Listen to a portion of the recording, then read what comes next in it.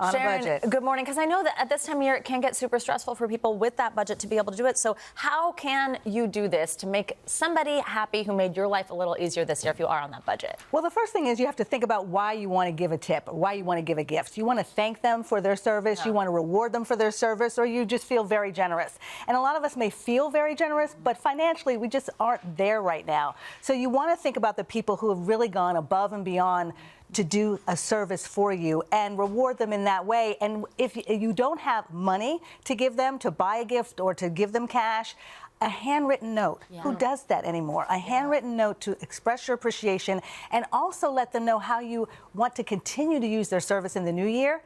People want to know they're going to continue to get paid. That one-time tip is great, but I want to know that I'm going to be able to serve you for the rest of the year in 2025 and make that money. Well, that's such good advice, and being specific in a handwritten note can really go a long way. Absolutely. Sharon, if you are in a position where you can afford to tip and to be generous, what are some of the general guidelines that we should keep in mind? Well, we talked to Bankrate about this, and people are actually giving about the same as they did last year, even though they're feeling a bit like times are tight. When you talk about a child care provider, a daycare provider, maybe about $50 is the median amount that people are giving as a tip. A housekeeper, $50. Landscaper, $30. Trash collector, $20. But keep in mind, you need to check with your city, with your municipality, and make sure that that's allowed to give a trash collector a cash gift. And a lot of them are now using automated systems, and a robot comes again. So there's no one really to give that to. So that's something to consider as well. Okay. How about teachers?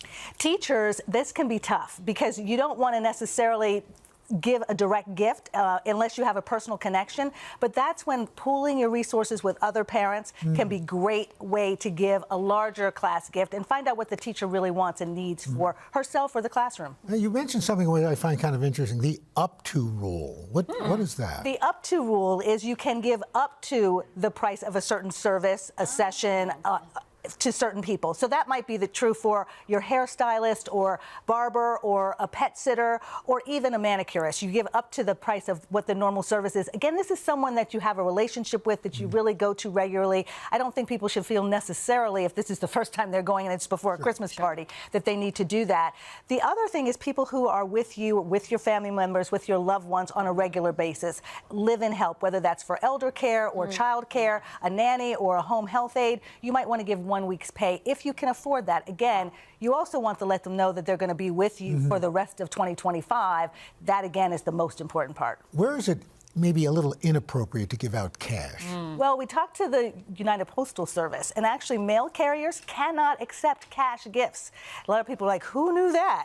Because some will accept them, but they're not supposed to. So you're not supposed to give a gift card or a check or cash, or you can give something that has monetary value of $20 or less, and over the course of the year, if they're really great, but no more than $50 for the course of the year, monetary value. That's a little complicated. Yeah. Our postal service carrier has to go up a big hill, so we want to. Yeah, sometimes the top of that hill, there just might be a $50 bill there. You never know. Just to whistle around the neighborhood, just so you knew it's holiday time. Come out of your house and give me something, please. That is bold. Well, it was bold. It was bold. Is there a best way to give these gifts, like cash, Venmo, especially for some services where maybe that's how you're typically paying someone? Exactly. Well, a lot of people, the majority of people, still give cash if they're going to give it a monetary tip. But payment apps are excellent ways to do it as well. If you want to do it fast, you want to keep a paper trail, remember what you did this year for next year.